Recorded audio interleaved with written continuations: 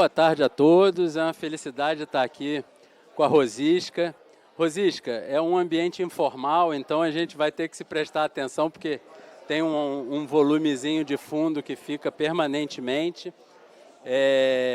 Mas é uma honra a gente ter você aqui, uma acadêmica, e mais do que uma acadêmica, uma mulher que dedicou a sua vida à educação, à formação de pessoas, a ensinar a pensar.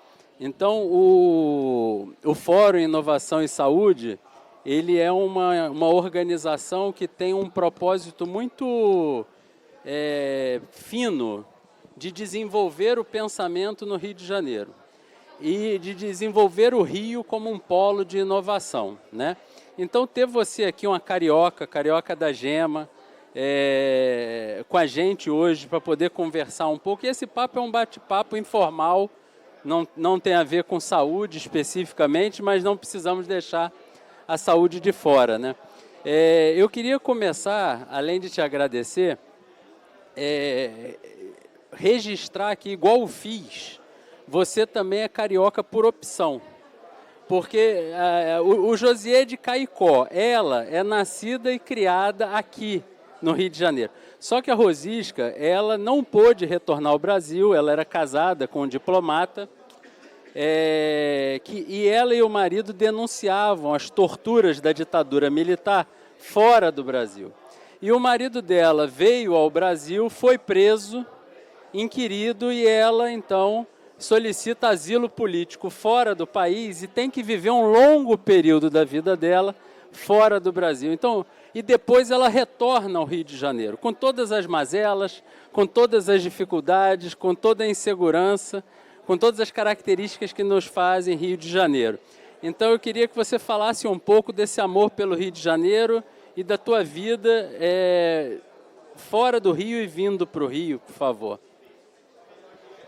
Leandro, muito obrigada pelo convite para estar aqui. Tá ligado? Tá. É porque só sai no ouvido deles. Tá ligado. Muito obrigada pelo convite para estar aqui com vocês. Eu sou uma admiradora do seu trabalho, do trabalho do Josier. Josier é um amigo muito querido. E o tema de inovação, nesse momento que nós estamos vivendo, é um tema mais desafiador e mais necessário, eu diria, não é? Então, eu venho com muito prazer conversar com vocês. Muito prazer. Bom, você está me fazendo uma pergunta que mexe com as fibras do meu coração, não é? Você está falando com uma carioca e uma carioca convicta, né? Muito apaixonada pelo Rio, que de fato vivi fora do Brasil pelas razões que você já indicou durante 15 anos, mas escolhi voltar, não é? E escolhi voltar porque, apesar de tudo isso que você apontou como sendo as mazelas do Rio, não é? E que nós todos conhecemos, e ninguém absolve o Rio de Janeiro por isso, mas nós temos todos, eu creio, os que gostam do Rio, os que nasceram aqui, sobretudo eu que optei por voltar para cá. Eu digo que eu nasci 2 vezes no Rio de Janeiro. A primeira por acaso e a segunda por opção, né? E quem faz essa opção tem confiança, tem uma confiança grande nessa cidade e nesse estado. Nós acreditamos que ele possa ser, como o José gosta de dizer, um ótimo lugar para se viver, para se trabalhar, para se empreender. Enfim, é uma terra muito amigável, muito poderia ser, né? E será. Eu tenho certeza que será. Porque tem todo o potencial para isso. Tem todo o potencial. Entre outras coisas, tem excelentes quadros, né, que trabalham, por exemplo, a temática da inovação. Mas eu vou responder a sua pergunta. Viver fora do Brasil é muito interessante, é claro. Sobretudo num país que pode servir como modelo, né, como é a Suíça, que é um país que deu certo, né? Um país que funciona, onde tudo funciona.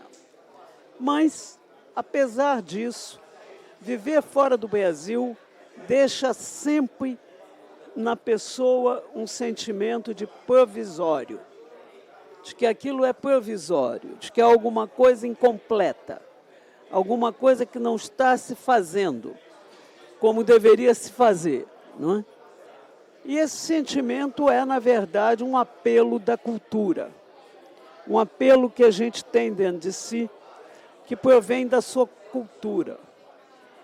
Quem viveu no Rio de Janeiro, quem nasceu carioca, quem teve, sobretudo, a sua infância aqui, quem é, como eu sou, carnavalesca, não é? Gosto de carnaval, gosto de praia, enfim, gosto do que é o Rio, não é? Gosto de música, gosto muito de música. Tudo isso atrai e faz falta, faz uma imensa falta quando se está fora daqui. Então eu fiz essa escolha, voltar. E quando voltei, eu voltei com um compromisso que eu assumi comigo mesma. E esse compromisso era um compromisso de não ser só uma fidora do Rio de Janeiro, mas ser uma pessoa comprometida com a cidade. E eu acho que eu tenho sido. Eu dirigi durante 10 anos uma instituição que chamava Rio Como Vamos, né? Que era um trabalho de monitoramento do governo para acompanhar políticas públicas, para acompanhar como estava se desenvolvendo o Rio. E eu continuo nesse empenho ainda hoje. Eu sou muito ligada ao Rio, sem dúvida nenhuma, mais do que a tudo, e eu sou também extremamente ligada ao Brasil. Eu tenho grandes projetos para o Brasil, grandes esperanças no Brasil. Eu acho que o Brasil é um país que tem um país formidável, é um país que tem um imenso potencial, que vive alguns momentos muito difíceis, momentos de tragédia mesmo, mas que tem diante de si a possibilidade de um grande destino. A inovação é o recurso principal, a meu ver, para nós sairmos dos nossos buracos, para nós sairmos das nossas dificuldades.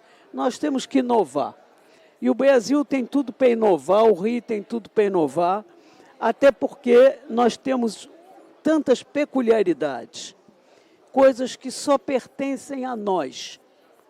Por exemplo, o nosso povo, o povo brasileiro, o povo carioca, é um povo que não parece com nenhum outro povo do mundo. Ele é um povo formado por todo tipo de pele, por todo tipo de etnia, todo tipo de origem, né? E isso faz dele um povo inovador, porque ele justamente não está preso aos limites de ser uma coisa só. Ele é muitas coisas ao mesmo tempo. Então, tá ruim? Tá, né? Agora melhorou? Tá tudo bem? Melhorou? Melhorou, bom, tá tudo bem. Então, confiando em primeiro lugar nessa capacidade de improvisação do povo brasileiro, que consegue criar, ainda dentro, apesar das maiores dificuldades, consegue criar, fazer arte, fazer cultura, inventa formas de se autoeducar, cria campos de formação para si mesmo, enfim, confiando nisso, confiando na destreza dos empreendedores, daqueles que são capazes de empreender, que são capazes de fazer nascer do nada, por exemplo, grandes empresas, por exemplo, grandes projetos sociais, que nascem, em geral, de pessoas, nascem da vontade de pessoas. Eu acredito muito na força da vontade de cada um, e do empenho de cada um, e da inteligência, né? Da inteligência na criação. Então, a inovação é um grande tema. Ela estava me contando, tudo bom, Ilza? Ela estava me contando que eu perguntei por que ela demorou ainda algum tempo para voltar para o Brasil, desse tempo que ela ficou anistiada na Suíça. Ela era professora da universidade e ela orientava vários alunos teses de doutorado. E ela não se sentiu eticamente confortável de abandonar os alunos e voltar para o Brasil. E durante 4 anos e pouco, ela administrou esses alunos. E por que eu uso o administrar? Porque ela administrou o tempo dela. Ela administrou o tempo dela, o tempo desses alunos, fez com que eles se transformassem em doutores, não aceitou novos alunos. Isso é de uma sabedoria, de uma capacidade de administrar o tempo que poucas pessoas conseguiram desenvolver ao longo da vida. E administrar o tempo é um desafio contemporâneo hoje. E você você volta ao Brasil e no seu retorno você publica um livro que é um grande sucesso e que fala exatamente da reengenharia do tempo. Da reengenharia do tempo. Então, conta pra gente como é que a gente ganha aprendizado para lidar com o tempo, porque eu sou ariano, eu quero no café da manhã já estar com tudo resolvido desde o jantar, entendeu? Então, como é que a gente faz isso? Nós somos sendo arianos. Felizes. Nós somos arianos, eu também sou. Não é? E com ascendente em Áries, hein? Eu também. Áries com Áries. Eu também. Eu só dou paz às pessoas. Então, realmente, o tempo foi para mim um tema que sempre me seduziu. Pelo seguinte, eu observei ao longo do meu trabalho, eu trabalhei durante muitos anos com mulheres e sempre fui uma grande defensora da causa das mulheres e tal. E sempre vi as mulheres vivenciando o drama do tempo. Quer dizer, como acomodar vida profissional, vida familiar, enfim, assistir a isso sempre. E a todas as tentativas de negociação, que sempre foram negociações difíceis dentro de casa, né? Na vida privada. E eu comecei a perceber que havia aí um erro de perspectiva, que era um erro que provinha da sociedade. Porque o que acontece é que, ao longo da metade do século passado até esses 20 anos de começo do século, houve uma verdadeira revolução no Brasil. E essa revolução foi uma migração gigantesca das mulheres da vida privada para o mundo do trabalho. Isso é dado estatístico. Quer dizer, isso é uma coisa que não está em discussão, é um fato. É um fato. Bom, se você olhar as matrículas do Enem desse ano, estava vendo isso hoje no jornal, 60% dos estudantes que fizeram Enem são mulheres. Ora, ao longo de toda a história do sexo feminino, as mulheres foram responsáveis pela vida privada. E havia essa divisão. As mulheres respondiam pela vida privada, os homens eram provedores, enfim, assim se apresentava o quadro. Por exemplo, quando eu era criança. Mas isso, por aí vocês veem quanto tempo já passou. Quando eu era criança, já foi há muitos anos atrás. Josiê, que prazer, que bom te ver. Estou aqui contando as minhas histórias, viu? Bom, então, eu comecei a perceber que essa migração tinha se feito sem que, de certa maneira, a sociedade passasse recibo disso. Quer dizer, foi como se eu assisti esse fato. Eu assisti como é que isso se passou. As mulheres chegavam no mundo do trabalho e pediam penté numa posição de humildade, como se dizendo, você não vai perceber que eu sou mulher. Eu vou fazer tudo perfeitamente e ninguém vai perceber aqui que eu sou mulher. E em casa diziam, você nem vai perceber que eu saí, porque eu também vou fazer tudo perfeitamente aqui, tudo vai ser ótimo. E nada era ótimo, evidentemente. Não podia ser, porque isso era uma quebra importante, né? Então, a primeira reengenharia do tempo que se apresentou foi a necessidade de um balanceamento nessa junção da vida privada com a vida profissional. Quer dizer, a novidade, a inovação, foi considerar e perceber que a vida privada era importante para a vida profissional. Era muito importante. E por que era importante?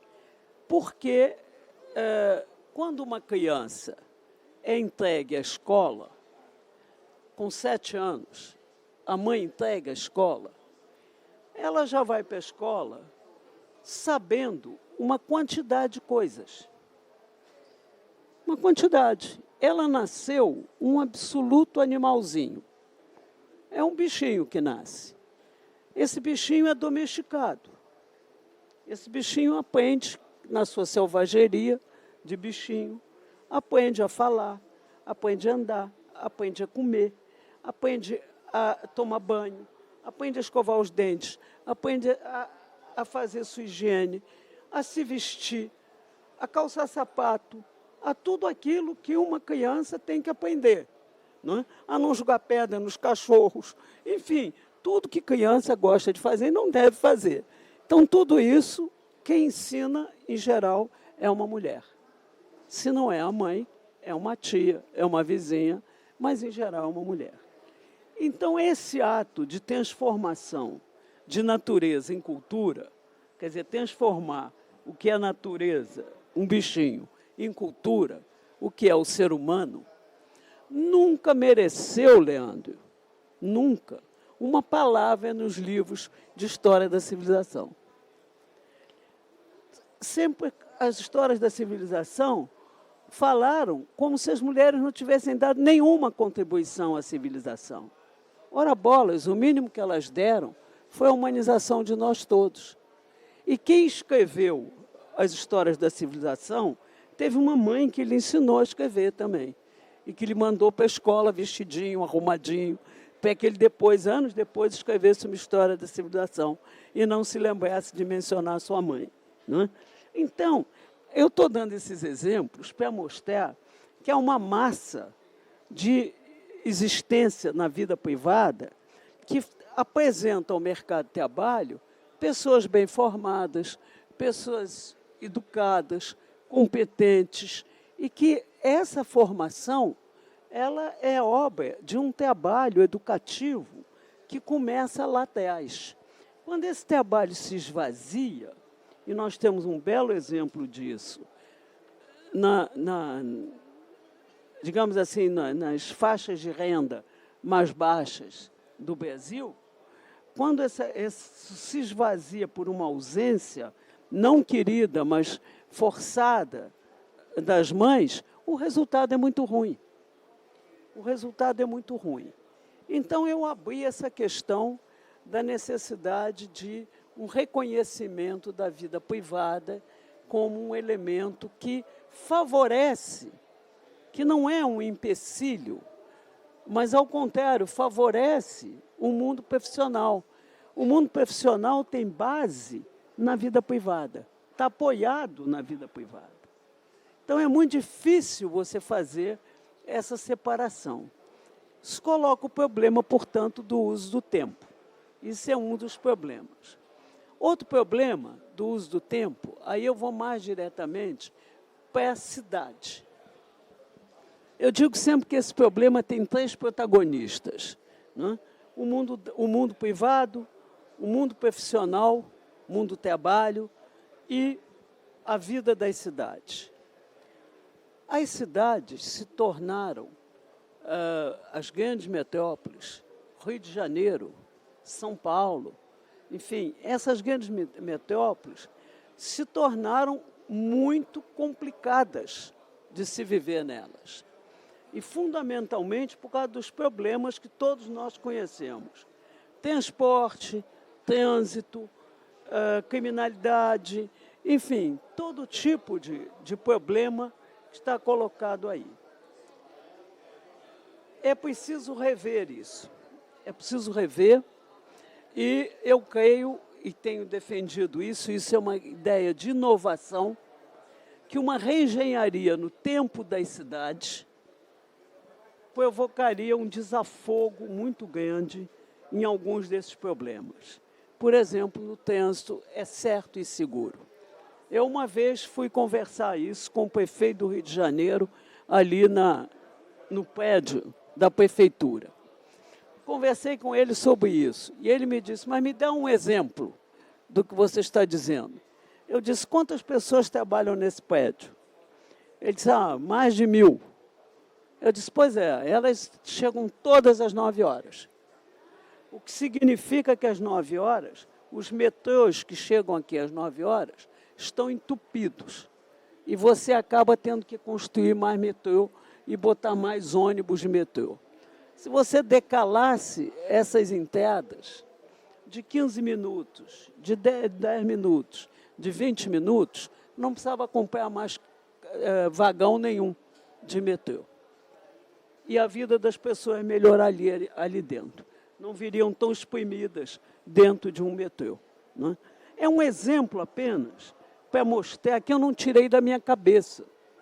Esse exemplo me veio da Itália, onde foi criado, por lei, em todos os municípios com mais de 100 mil habitantes, uma Secretaria do Tempo. Essa Secretaria do Tempo estuda os movimentos, a mobilidade urbana, por onde passa a população e a que horas, e decala justamente esse fluxo de maneira a torná-lo muito mais acessível. E é um absoluto sucesso urbano como resultado. Estou dando alguns exemplos de abordagens do tempo, mas quero dar uma que toca a medicina, mais diretamente a medicina, que é o estresse cotidiano. Sobre isso eu queria dizer o seguinte, talvez eu esteja falando demais. Não. Não? Por favor. Quero dar um exemplo apenas. Em 1970, o Clube de Roma fez essa descoberta de que a Terra não era inesgotável, que os recursos da Terra não eram inesgotáveis. Foi um impacto, né? Foi um impacto, e isso entrou muito na consciência das pessoas. Hoje não há nenhum ramo da atividade que não fale de sustentabilidade, todos falam de sustentabilidade, o pensamento ecológico entrou na consciência de muita gente, introduziu-se com isso a noção de limite, quer dizer, há um limite para os recursos da Terra. Curiosamente, esse reconhecimento do limite dos recursos da Terra, da natureza, não se aplicou à natureza humana. Quer dizer, as pessoas não se viram como parte da natureza e não viram que os seus recursos também são limitados. Também são limitados. Então, continuar a viver o que eu chamo de vidas insustentáveis, no duplo sentido. Insustentáveis psiquicamente e insustentáveis do ponto de vista material. Quer dizer, não há solução para as várias vidas que nós vivemos ao mesmo tempo e que transbordam no amanhã, não é? Em que se misturam vida privada, vida profissional, se misturam e se desencontram, brigam entre si, não é? Esses fatores todos. E como se não bastasse, acrescentou-se a isso uma nova vida, uma outra vida, que é a vida virtual, que é uma vida que nós todos estamos levando, né? Nós todos passamos uma boa parte do dia diante de uma tela, seja ela do iPhone, seja ela do computador, enfim, mas passamos uma boa parte da vida aí. Ora, a vida humana é limitada. a vida humana, tempo de vida, a morte não vende, né? Não vende. Então, o homem mais rico do mundo não compra tempo. Não consegue comprar tempo. Então, essa é uma questão que nós devemos pensar nisso. Nós temos que pensar nisso com seriedade, porque nós estamos com um nível de estresse muito alto e com absoluta certeza as somatizações decorrentes disso acabam recaindo nos hospitais e acabam recaindo nos consultórios médicos. Então, aí é que eu vejo que há uma ligação com a medicina. Tanto que as grandes pandemias que a gente vive agora, hoje em dia, vão ser de doenças psiquiátricas, né? Não, as doenças infecciosas estão aí, mas assim, a gente vê o nível de afastamento de trabalho, teve um pico na pandemia da Covid, mas no RH das empresas, hoje a doença psiquiátrica é o que afasta as pessoas e afasta maciçamente os funcionários das empresas do ambiente de trabalho. Então, é muito interessante. Agora, também muito interessante é como o ser humano ficou ávido pelo tempo, ávido por fazer muitas coisas ao mesmo tempo, mas ele bebe muito pouco do passado em termos de aprendizado, né? A gente vê aqui a iniciativa FIS, é um ambiente de absoluto aprendizado fora da sala de aula. É um absoluto aprendizado fora do ambiente educacional formal, né? E quando a gente olha para a sua produção, em 77, eu tinha 2 anos, você faz um livro onde você discute 2 educadores que preconizavam a desescolarização, um da sociedade e o outro preconizava a desescolarização da educação, propriamente dita, como uma forma de democratizar a educação. Apesar de que algumas razões pelas quais eles preconizavam isso hoje, à luz de 2023, possa ser anacrônico do ponto de vista do domínio da sociedade e tudo mais, eles têm muito de contemporâneo também, né? Eles tiveram muita razão no que eles preconizaram, né? Porque a gente vê as universidades com uma dificuldade muito grande de entrega de um profissional bem formado e um ambiente extra-educacional, extra-formal, fora da escola, tendo que se desenvolver de uma forma muito ativa para aprimorar esse profissional que, via de regra, é mal formado. Então, assim, para todos aqui que são ainda mais novos do que eu queria, porque ela também tem hora para sair, se você pudesse, resumidamente, fazer uma intervenção contando um pouco desses 2 pensadores e do que eles já preconizavam, do que eles anteviram, e hoje a gente acha que é novidade, hoje a gente olha como grande novidade, né? Olha, Paulo e Ivan Illich eram muito amigos, muito próximos amigos. Não pensavam exatamente a mesma coisa. Paulo Freire e Ivan Illich eram os 2 Não pensavam exatamente a mesma coisa, mas tinham muitos pontos em contatos. Eu acho que, para resumir, era o seguinte: o Paulo dizia que a educação estava defasada da realidade das pessoas. Quer dizer, que a educação que era dada na escola não era apreensível pelos alunos, tamanho era o abismo entre o que era ensinado e o que era a realidade das pessoas.